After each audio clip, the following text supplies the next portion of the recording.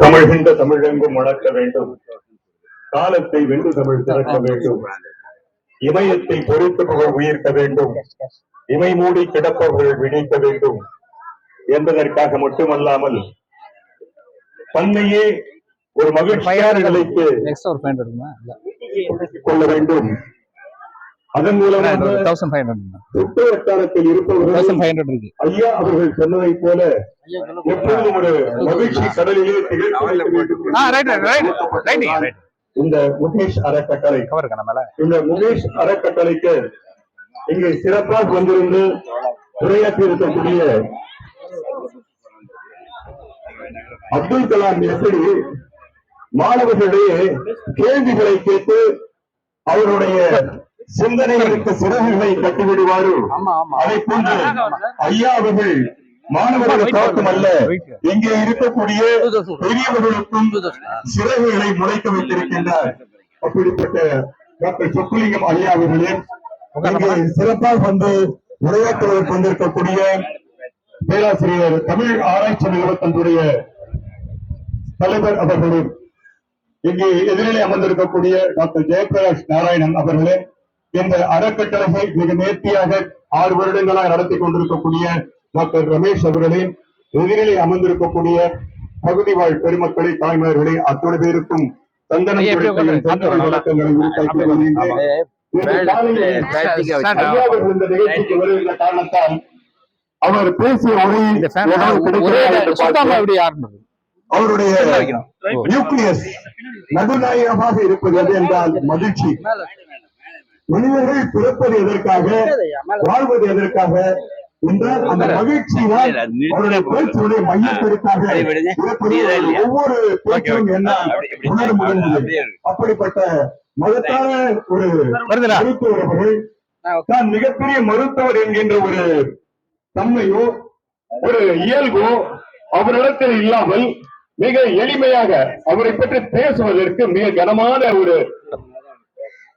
செய்திகள் இருக்கின்றன. அவர் யார் என்று பலருக்கு தெரியும், சிலருக்கு தெரியாமல் கூட இருக்கும். தமிழ்நாட்டினுடைய அதிக நாட்கள் கல்வித்துறை அமைச்சராக இருந்தவர். தமிழ்நாட்டை அதிக ஆண்டுகள் ஆண்ட கட்சியிலே 2ஆம் நிலையில் இருந்தவர். இனமான காவலர் அந்த அடையாளத்தை அவர் எங்குமே சொல்லல. தனக்குன்னு ஒரு அடையாளத்தை வச்சிருக்காரு. பேசும்போது சொன்னாங்க ரமேஷ் எங்களுக்கு அண்ணன். ரமேஷ் அவர்களுக்கு ஒரு அண்ணன் இருக்கின்றார், கிருஷ்ணமூர்த்தி என்று அழைத்தார்கள். ஆனால் நமக்கு எல்லோருக்கும் ஒரு அண்ணன் இருக்கின்றார். யார் தெரியுங்களா? நீ கண்மூடி சிந்திக்கும் பேரழகை பார்த்தது உண்டு, இன்று மண்மூடி கொண்டம்மை பார்க்காமல் தடுப்பது அந்த கொடுமை. கொடுமைக்கு முடிவு கொண்டா இந்த கொடுமைக்கு ஆளாக்கி சென்றாய், கடற்கரையில் காற்று வாங்கியது போதும் அண்ணா. அந்த அண்ணா பேரறிஞர் அண்ணா. அந்த பேரறிஞர் அண்ணா நமக்கெல்லாம் அண்ணாவாக இருந்த காரணத்தால் தான் இந்த மேடையில நான் நிற்கின்றேன். பேராசிரியர் அவர்கள் நின்றிருப்பார், அந்த பேராசிரியர் இருப்பார்.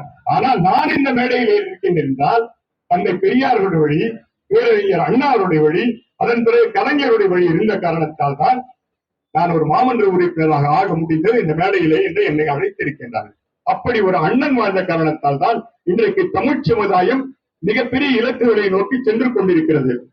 மகிழ்ச்சிக்கு அடையாளமாக என்னென்னவெல்லாம் செய்ய வேண்டும் என்கின்ற கூறுகளை சொன்னார்.